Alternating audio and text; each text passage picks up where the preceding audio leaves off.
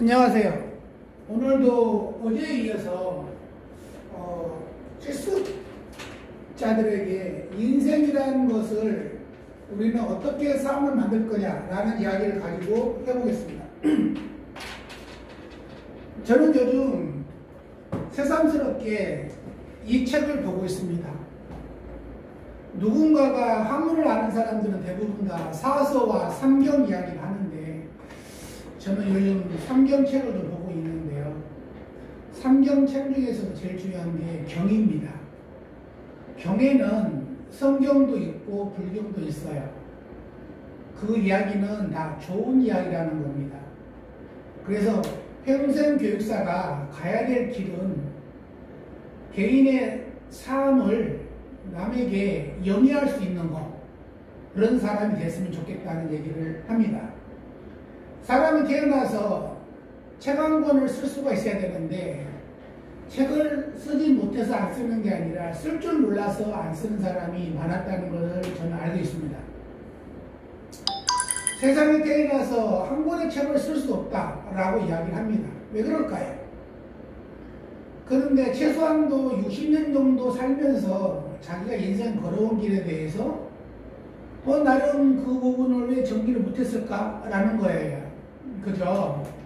그래서 평생 교육사는 학생들에게, 후학들에게, 누군가에게 가르치는 것도 중요하지만 자기 자신에 대해서 가르쳐 주는 게 좋지 않을까라는 생각을 해봅니다.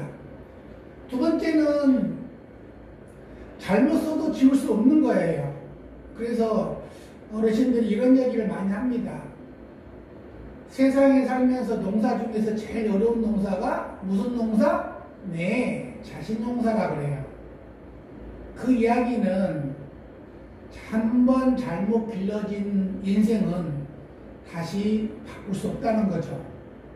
그래서 잘못 썼어도 지울 수 없다라고 저는 정의를 내렸고요. 세 번째는 내 판단에 의해서 결정이 되는 거예요. 여러분들도 누군가가 평생교육사를 공부하라고 얘기하지 않았을 거예요. 그죠? 아마 누군가에 의해서 권유해서 공부했던 학생 있나요? 네, 없을 것 같아요. 물론 미성인인 경우에는 부모님이나 주위의 사람들이 권유해서 하는 경우가 있지만 성인들은 그렇지 않아요. 근데 성인은 언제다? 고등학교를 졸업하고 대학생 되고 나서부터는 성인이다. 그죠? 네, 그런 거예요. 그러면 여러분들의 목표는 뭐예요? 첫 번째는 나에 대한 목표, 두 번째는 내가 가치관에 대한 목표, 세 번째는 교육에 대한 목표, 이런 게 있겠죠. 그쵸? 그러면 나에 대한 가치의 목표는 뭐예요? 일단 오늘 이 자리는 평생교육사 훈련을 잘 받아서 평생교육사 자격증을 받는 게 목표겠지만 그거는 무의미해요. 여러분들이 지금 평생교육사 자격증이 없는 상태에서도 자녀를 잘 길러왔어요. 그리고 봉사활동을 잘 하고 있었어요. 또 누군가가 나한테 상담을 하게 되면 대응을 잘 해줬다는 사람입니다. 그죠? 그런데 꼭 자격증이 있어야 되나요? 라고 물어보면 그렇지 않아요. 다만 능력이 있어도 제도권 안에 들어와 있는 상태의 사람과 제도권 안에 들어오지 않는 사람과 차이점이 있겠죠. 언제? 문제가 발생됐을 때라는 거예요. 모든 것은 문제가 발생되지 않으면 모든 것은 필요 없어요. 여기서 모든 것이라는 건 뭐냐면 계약서, 자격증 이런 거예요. 인생의 삶을 만들어 놓고 나서 우리는 두 번째 뭘 봐야 될까요? 어쩌면 목표가 있는 사람과 없는 사람의 삶이 달라지겠죠. 매우 달라져요. 여러분들은 이런 시간에 남편분을 출근을 시키고 아이들을 학교를 보내고 나름 정리를 하고 나름 준비를 하고 해서 여기 나온 거예요. 여기 9시까지 오기까지는 매우 바쁘게 움직였을 거예요. 그죠? 근데 어쩌면 그게 삶의 목표가 있기 때문에 그러는 거예요. 나도 평생교육사가 돼서 열심히 살아야지. 누군가에게 좋은 일을 해야지. 라는 거예요. 그러한 뜻이 있기 때문에 일찍이 서둘러서 온다 하더라도 몸이 피곤하지 않고 불만이 없다 이거예요. 여기 혹시 불만이 있는 분 계세요? 예, 없을 거예요. 이 교육을 들으신 분들은 불만이 없을 거라고 생각이 들어요. 왜냐하면 일어날 시간에 라이브 방송을 듣는 사람 자체는 부지런한 거예요. 부지런함이 없으면 이 강의를 들을 수가 없죠.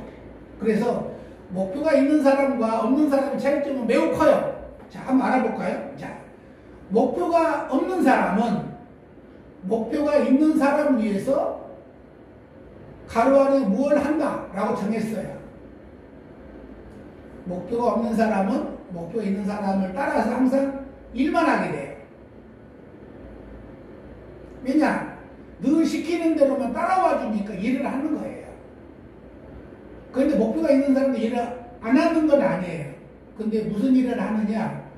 계획과 기획을 하는 거예요.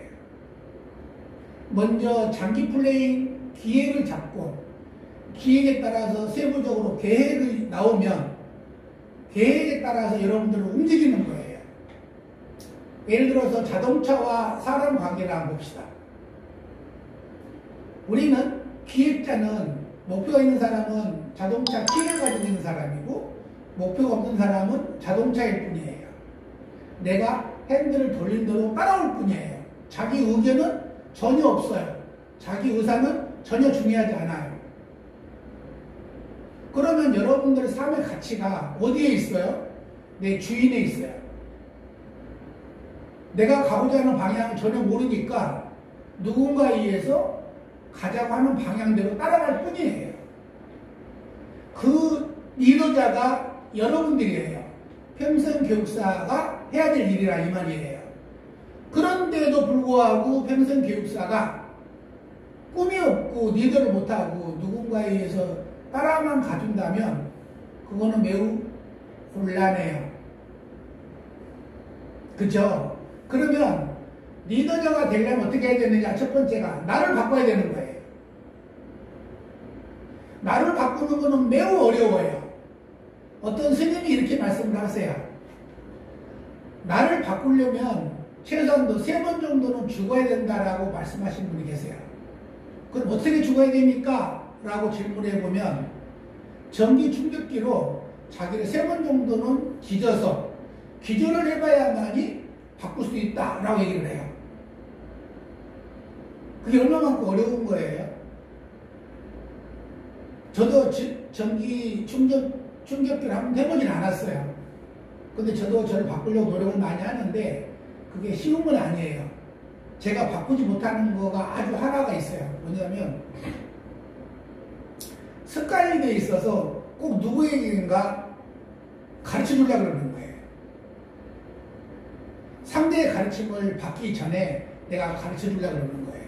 이게 제가 바꿔야 될 큰 숙제예요. 그게 잘 바꾸지 않고 있어요. 그러면 나를 바꾸려면 첫 번째 뭐냐면 불신이에요. 상대가 아무리 좋은 사람일지라도 일단은 노코멘트.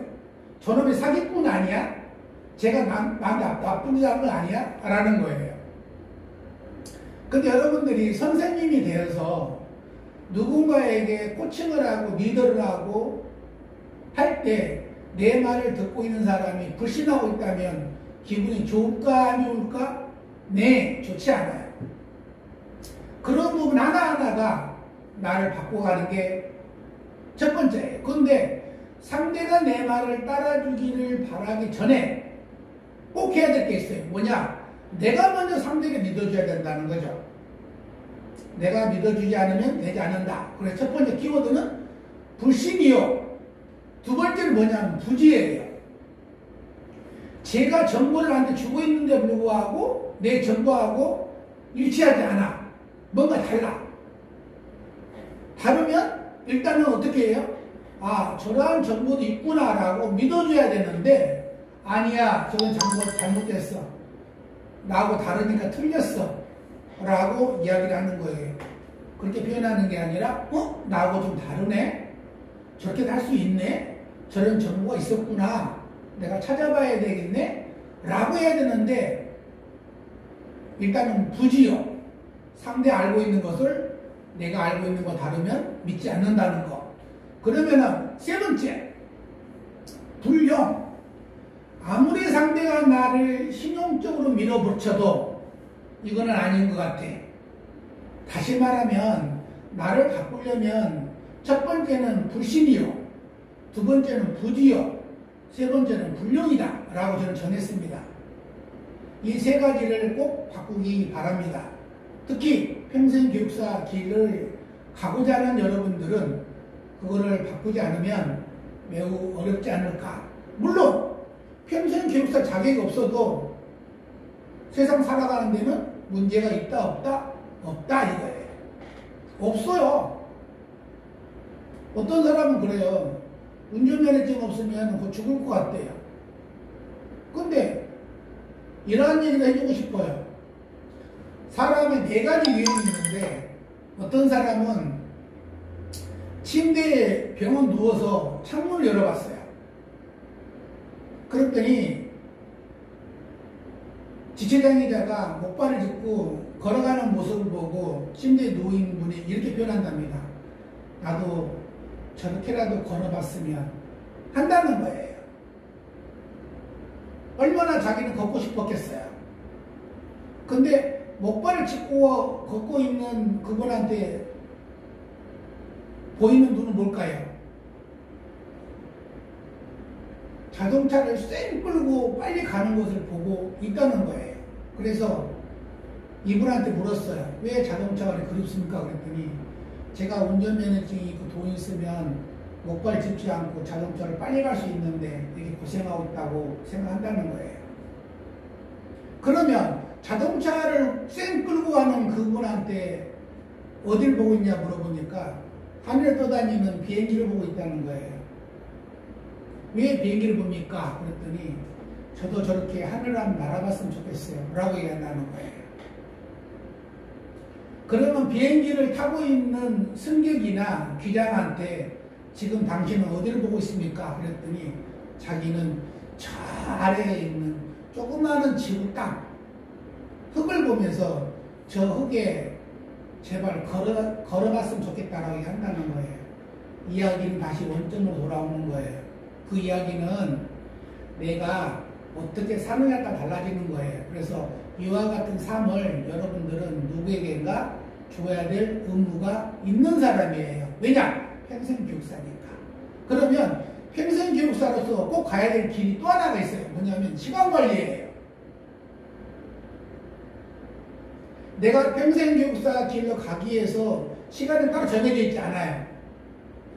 24시간 중에서 얼마만큼 쪼개서 하느냐에 달라지는 거예요. 그러면 우리는 이렇게 얘기를 합니다. 우리는 항상 시간이 모자란다고 얘기를 하면서 불평을 하는 거예요. 시간이 한없이 있는 것처럼. 시간이 한없이 있나요? 그렇지 않은 것 같아요. 여러분들은 오늘 실습이 끝나고 나면 5시가 지나고 나면 또 부랴부랴 가야 돼요. 어디로 가야 돼요? 집으로 가시는 분도 계시고 시장하러 가는 분도 있고 또 친구를 만나러 가는 분도 있어요. 그러면 시장을 가든 집으로 가든 친구를 만나든 거기서 머물러지잖아요. 또 넥스트가 있어요. 막 움직여가지고 뭔가 또 해. 그 시간 관리가 중요하다는 얘기를 하는 거예요.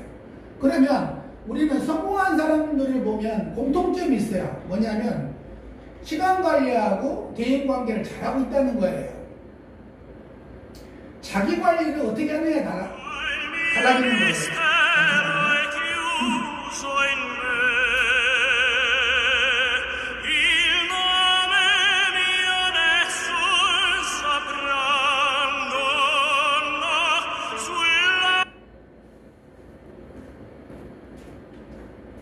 죄송합니다. 제가 전화를 끊지 못해서요. 그래서 대인관계를 잘하는 사람과 자기 관리를 잘하는 사람하고 어떤 사람이 성공할까요? 물론 두 개가 매우 중요해요. 근데 자기 관리는 행동으로 옮기는 거예요. 내가 운동을 언제 하고 어떻게 밥을 먹고 어떻게 누구를 만나고 이런 거예요. 근데 대인관계는 뭐예요? 마음에서 우러나는 거예요. 이런 거 있죠. 내가 선생님들하고 커피 한잔 마시자 그러면 여러분들은 뭐라고 얘기하냐면 교수님 바빠서요 라고 얘기할 거예요. 근데 제가 전화를 해서 오늘 평생교육 실습 평가하는 날인데 잠깐 올 수 있어요? 그러면 네 교수님 라고 얘기할 거예요. 같은 사람인데 불구하고 상대가 어떻게 하는 거에 따라 달라지는 거예요. 이건 마음이 움직이는 거예요. 이 마음은 정말 웃기는 거예요. 자기 실과 덕에 따라서 마음이 다르게 움직이는 거예요. 똑같이 제안을 해보면 이런 거예요. 선생님 오늘 교육원 오세요. 커피 한잔 하게. 그러면 교수님 바빠서 안 되는데요 라고 얘기했던 그 학생이 전화를 해서 오늘 학점 평가하는 날인데 잠깐 올 수 있어요? 그러면 네 이렇게 얘기한다는 거예요. 왜 그럴까요? 그래서 성공한 사람들은 보면 자기 관리를 잘하는 것도 있겠지만 대인관계가 매우 중요하다. 이거는 마음에서 움직이는 거예요. 아까 내가 모두 발언에 말씀드렸지만 여러분들은 평생 교육사를 공부하는 거가 누군가가 등을 빌어서 공부했던 사람이 아니라 스스로 공부했던 사람입니다. 그런 부분이 있는 거예요. 그러면 성공한 사람들 공통점을 봤는데 이제는 성공한 사람들 인생을 볼 수 있어요. 그 사람들 인생은 어떻게 됐을까요? 한번 물어봅시다. 이렇게 돼 있어요. 성공한 사람 인생을 보니까 15%는 기술에 의한 지식으로만 성공했다 그래요. 근데 80%는 인간관계에서 성공을 했다라고 이야기를 많이 한다는 거예요. 왜 그럴까요? 아까 제가 말씀드렸죠. 왜 차 한잔 마시자니까 바쁘다고 하는 학생이 학점 얘기를 하니까 온다는 거예요. 대인관계가, 인간관계가 정말 중요하다는 얘기를 하는 거예요. 여러분들은 평생 교육사로서 이제는 제가 어제 말씀드렸죠. 선비가 돼야 된다는 거.